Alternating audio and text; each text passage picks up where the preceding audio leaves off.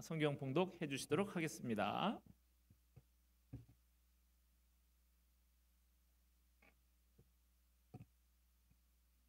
또 그들이 눕기 전에 아합이 지붕에 올라가서 그들에게 이르러 말하되, 여호와께서 이 땅을 너희에게 주신 줄을 내가 아노라.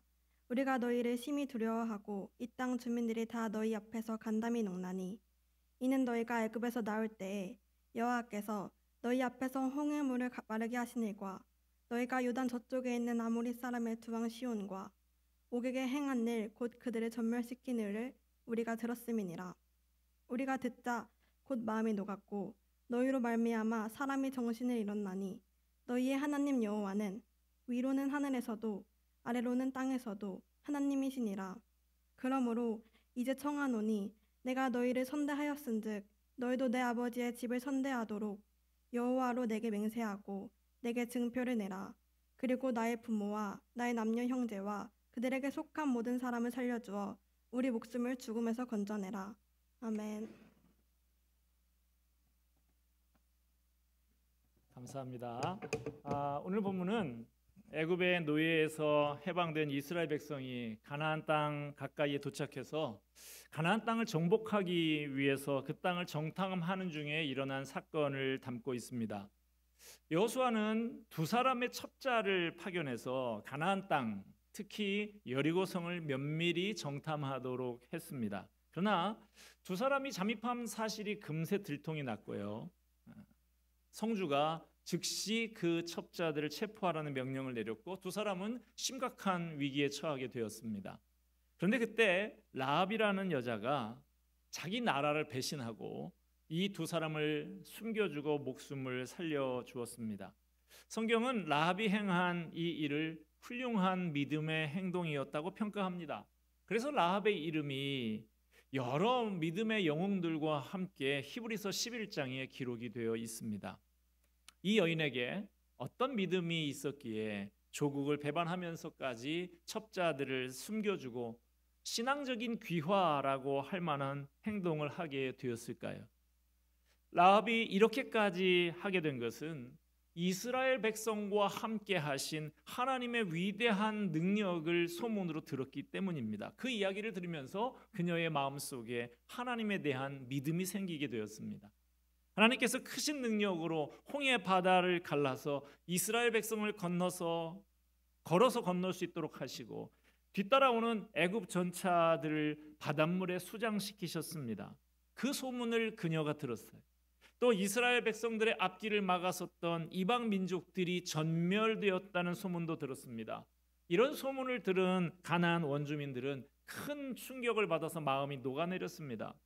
가나안 사람들은 하나님이 함께 하시는 이스라엘 백성들에 대해서 두려운 마음을 가지게 됐어요. 그들은 큰 충격과 두려움에 사로잡히게 됐지만 거기에서 구원받을 길에 대해서는 생각하지 않았습니다. 그러나 라합만은 하나님의 심판 속에서도 자신이 하나님의 은총을 받고 구원을 얻을 수 있을 거라는 믿음과 하나님을 의지하는 마음을 갖고 있었습니다.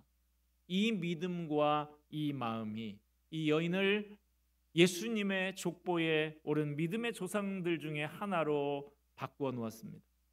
라합은 하나님의 두려운 심판과 임박한 진노 앞에서 자신의 모든 것을 던져서 구원을 갈망했고 하나님께서는 그 믿음을 보시고 이 여인을 살려주셨습니다. 오늘 본문에서 우리의 눈길을 끄는 부분은 이 여인이 이스라엘 첩자 두 사람에게 하는 간곡한 부탁입니다.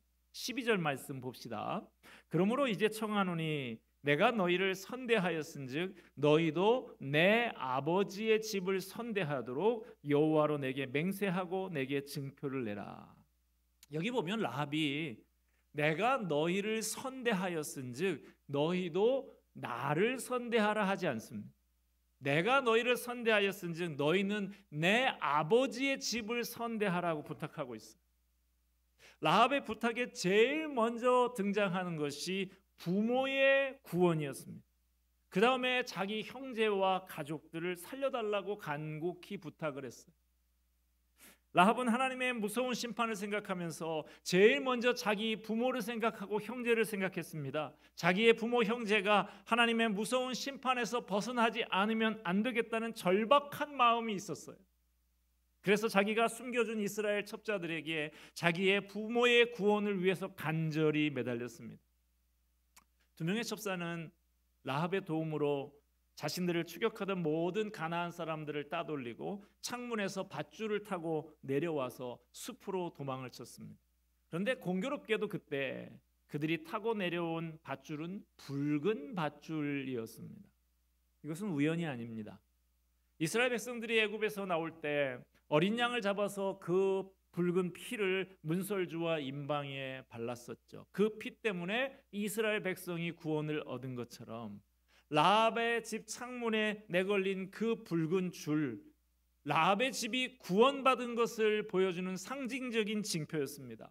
붉은 줄이 내걸린 집에 모여 있던 사람들만 여리고 성이 멸망할 때 구원받을 수 있었어요. 이것은 결코 우연히 생긴 일이 아니라 예수님으로 인해서 임하게 될 구원을 미리 보여주는 사건이에요. 예수님이 십자가에서 흘리신 붉은 피를 통해 하나님의 백성들이 구원받을 것이라는 사실을 보여주는 예표였습니다. 여러분, 사도 바울이 감옥에 갇혔을 때의 일을 기억하고 계십니까? 갑자기 지진이 일어나죠. 감옥문이 열리고 모든 사람들의 매였던 것이 다 풀어지는 일이 벌어지자 간수가 큰일 난 것이죠.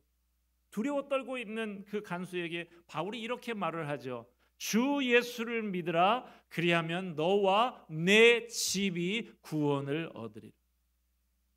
당신이 예수님을 믿고 구원받게 되면 당신의 기도와 전도로 당신의 가족들도 구원받게 될 것이다, 이 말이에요.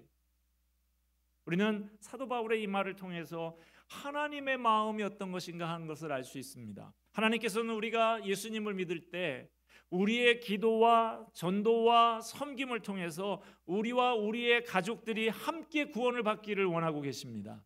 하나님의 구원의 은혜를 경험한 사람에게는 그에 따르는 책임도 있습니다. 하나님께서는 은혜를 많이 받은 사람에게 더 많은 것을 기대하고 계십니다. 여러분이 예수님으로부터 큰 은혜를 입으셨습니까? 그렇다면 이제 여러분의 가정을 위해서 십자가를 지고 헌신하셔야 합니다. 하나님께서는 주님을 먼저 만나서 은혜 받은 우리에게 가족 구원의 사명을 주십니다. 우리의 가족이 우리를 통해서 복음을 듣고 예수님을 구주로 영접하기를 기대하고 계십니다. 우리는 믿지 않는 가족이나 믿음이 연약한 가족들을 섬기도록 부름받은 사람들입니다. 그런 우리가 바쁘다는 핑계로 내 가족이 구원받는 문제를 등한시해서는 안 됩니다. 가정이 믿음 안에 견고하고 아름답게 세워지기 위해서는 누군가의 희생이 반드시 필요합니다. 그래서 어떤 면에서는 예수님을 믿고 나면 믿기 전보다 삶이 더 고단해집니다. 내 가족 중에 아직 구원받지 못한 사람이 있다고 하면 그를 설득해야 하고 참아야 하고 섬기고 베풀어야 하는 것이죠. 삶을 통해서 본을 보여줘야 하는 것입니다. 어떤 사람들은 신앙생활은 열심히 하면서도 가정은 거의 포기하고 내던져둔 사람들이 있어요. 사정을 들어보면 어느 정도 이해는 됩니다. 불화와 갈등으로 얼룩진 집안에서 상처를 많이 받는 경우가 많아요. 부모에게 씻을 수 없는 상처를 받은 사람도 있습니다. 형제 간의 갈등의 골이 깊습니다. 어떻게든 풀어보려고 애써도 도무지 마음을 열지 않고 비상식적인 반응을 보이는 가족들 때문에 말할 수 없는 고통을 받습니다. 그러나 그렇다고 해서 자식된 도리, 형제된 도리를 다하지 못하는 것을 합리화해서는 안 됩니다. 부모 같지 않은 부모라고 할지라도, 형제 같지 않은 형제라 할지라도 내가 해야 할 자식의 도리, 형제의 도리를 다해야 하는 것입니다. 물론 말이 쉽지 대단히 어려운 일이죠. 그래서 하나님의 은혜가 더해져야 할 수 있습니다. 우리는 예수님을 만났습니다. 하나님의 말씀대로 하나님이 원하시는 대로 사는 것이 얼마나 행복하고 가치 있는 일인지 알게 되고 그러한 삶을 사모하게 되었습니다. 비록 예전에는 도저히 부모를 용납할 수 없다고 생각하던 사람이었더라도 나를 위해서 자기 아들까지 십자가에 못 박으신 그 하나님의 사랑 때문에 부모를 사랑하게 됩니다. 하나님께서 이 땅에 부모를 사랑하는 것이 곧 나를 사랑하는 길이라고 하시기 때문에 옷도 사드리고 음식도 대접해드리고 용돈도 드립니다. 그런데 여러분, 이걸로 자식된 도리를 다하는 것입니까? 이걸로 충분합니까? 그럴 수 없습니다. 부모님의 마음을 즐겁게 해드렸다고 해도 아직 부모님이 예수님을 믿지 않는다면 최선의 효도를 다하고 있다고 할 수가 없어요. 노인들의 몸은 건강하다가도 어느 한순간 건강이 확 나빠지고 죽음 앞으로 성큼 다가서게 됩니다. 시간이 무한정 많이 남아있는 게 아니에요. 여러분, 여러분의 부모님이 예수님을 믿지 않고 돌아가신다면, 교회에 발걸음은 하셨더라도 구원의 확신이 없이 돌아가신다면 여러분의 마음이 어떨지 한번 생각해 보십시오. 사도 바울은 혈육의 구원 문제에 대해서 이렇게 말을 했습니다. 내 자신이 저주를 받아 그리스도에게서 끊어질지라도 원하는 바로다. 모세 역시 마찬가지입니다. 우상 숭배로 하나님의 심판의 대상이 된 이스라엘 민족의 죄를 용서하지 않으신다고 하면 주님의 생명책에서 내 이름을 지워달라고까지 간구하고 있습니다. 출애굽기 32장 32절 말씀이죠. 우리 같이 한번 읽어봅시다. 그러나 이제 그들의 죄를 사하시옵소서. 그렇지 아니하시오면 원하건대 주께서 기록하신 책에서 내 이름을 지워버려 주옵소서. 아멘.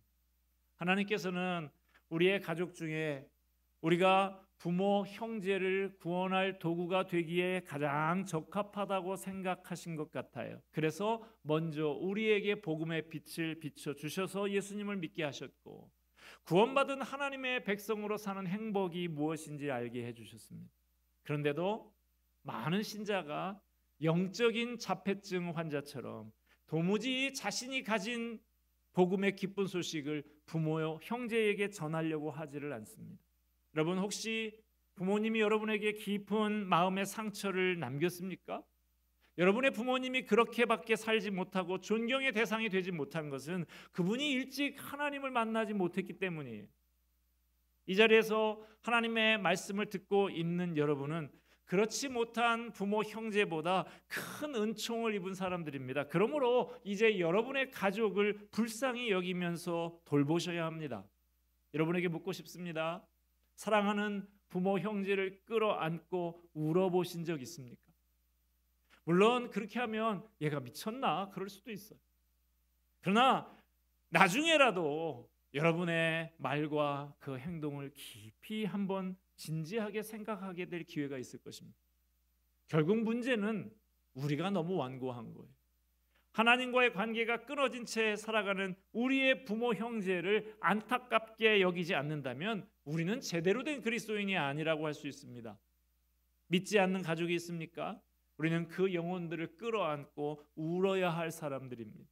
그러나 안타깝게도 우리는 너무나 사랑이 부족합니다.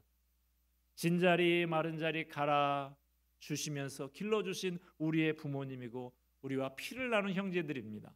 그들의 영혼에 예수님과 함께하는 기쁨이 없는데 이 세상의 것 가지고 잘 대접한다고 그게 진정한 사랑이겠습니까? 설령 부모, 형제로부터 상처를 받았다고 칩시다. 화해하기 어려운 사연이 있다고 칩시다.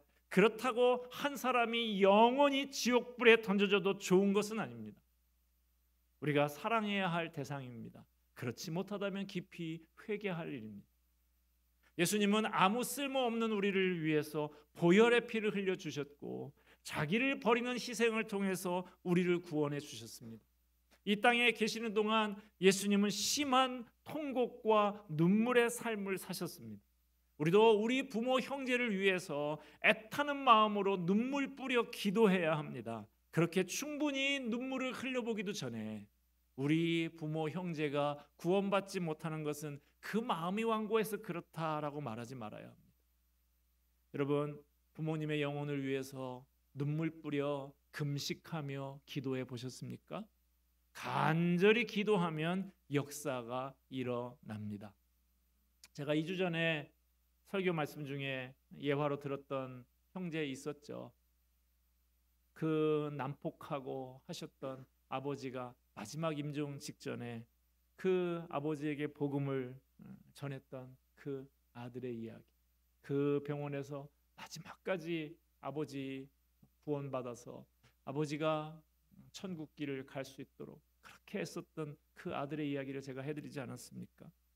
제가 아는 또 어느 형제는 그 비슷한 경우인데 아버지가 병환에 드셨어요. 이제 돌아가시기 얼마 남지 않아서 그렇게 그 아버지를 향해서 열심히 복음을 전하고 마지막에 그 아들에 의해서 예수님을 영접하고, 목사님 오셔서 우리 아버지 돌아가시기 전에 이 병상 세례, 아버지가 도저히 교회를 나가실 수는 없으니 오셔서 병상에서 세례를 좀 주실 수 있으면 좋겠습니다. 그래서 제가 가서 병상 세례 주었던, 다시 이분의 신앙 고백이 확실한지 확인하고 병상 세례를 주었던 형제도 기억이 납니다. 또 얼마 전에 말씀드렸던 이야기가 있었죠. 시어머니가 무당이었던, 전보고 굿하고 하는 무당이었던 집에 시집간 그 며느리가 그 어머니를 위해서 눈물 뿌리며 그렇게 많이 기도하다가 그렇게 그 어머니가 회심하고 그 모든 것 다 불태워버리고 자기의 인생을 바꾸었던 그 자매의 이야기 해드렸던 기억도 납니다. 며느리의 눈물의 기도가 시어머니를 변화시켰어요. 여러분, 믿지 않는 우리의 부모, 형제만 문제가 있는 게 아니에요. 나 자신이 사랑이 없고 영혼을 향한 눈물이 없는 것이 문제인 것이죠. 여러분, 함부로 판단하지 마세요. 내 부모, 내 형제는 교회에 나오고 은혜 받을 사람이 전혀 아니다라고 섣부르게 속단하지 마세요. 우리가 진심으로 우리의 부모, 형제의 구원을 간절히 소망하면 하나님께서 역사해 주실 것입니다. 우리가 생각지도 못한 방법, 생각지도 못한 사람을 통해서 변화시키실 수 있어요. 말씀을 맺고자 합니다. 우리의 가족이 복음과 구원을 하찮게 여기고 있습니까? 혹시 우리가 그것을 진정 소중하게 여기는 모습을 보여주지 못했기 때문에 그런 것은 아닐까요? 여러분에게 가족을 구원하겠다는 진지한 결의가 있습니까? 사랑하는 마음으로 간절히 기도하며 온갖 방법을 다 동원하고 온 마음을 바쳐서 부모 형제에게 복음을 전하고 있습니까? 물론 우리가 온 마음을 다해서 구해도 우리의 가족이 예수님을 영접하지 않을 수도 있어요. 그러나 그런 것은 우리가 어떻게 알 수가 없습니다. 우리가 할 일은 그저 그 영혼을 깊이 끌어안고 불쌍히 여기고 사랑하는 것뿐이에요. 이제껏 하나님 없이 살아온 너무나 불쌍한 우리의 부모 형제를 위해서 간절히 기도할 뿐입니다. 여러분, 모두가 믿지 않는 부모 형제를 끌어안고 간절히 기도하게 되기를 바랍니다. 우리 주님께서는 기도에 관해서 가르치시기를 구하라, 찾으라, 문을 두드리라 하셨습니다. 가족 구원을 놓고 하나님께 간절히 구하시기를 바랍니다. 복음을 전할 기회와 방법을 찾아보세요. 때를 얻든지 못 얻든지 담대하게 복음을 가지고 부모 형제의 마음의 문을 두드리시기를 바랍니다. 우리 가정에 속히 구원의 기쁜 날이 이르게 되기를 바랍니다. 여러분의 가정이 하루빨리 복음화가 되어서 주님의 사랑으로 충만한 아름답고 복된 가정이 되시기를 주님의 이름으로 축복합니다. 기도하겠습니다. 은혜와 사랑이 풍성하신 하나님 아버지, 오늘 말씀을 통해서 하나님의 무서운 심판을 생각하며 제일 먼저 자기 부모와 형제를 생각했던 라합의 이야기를 통해 교훈을 얻습니다. 내 부모 형제가 하나님의 무서운 심판으로부터 벗어나지 않으면 안 되겠다는 절박한 심정으로 그들의 구원을 위해 간곡히 부탁했던 라합의 마음을 우리도 갖기를 원합니다. 이제껏 그 영혼을 깊이 끌어안고 불쌍히 여기며 사랑하지 못한 것 용서하여 주옵소서. 그들에게 복음을 전할 기회를 주시옵소서. 때를 얻든지 못 얻든지 담대하게 복음을 가지고 부모 형제의 마음을 두드리겠습니다. 우리 가족이 하루 빨리 주님을 구주로 영접하고 복음으로 하나 되어 주님의 사랑으로 충만한 아름답고 복된 가정이 되게 하여 주옵소서. 예수 그리스도의 이름으로 기도하옵나이다. 아멘.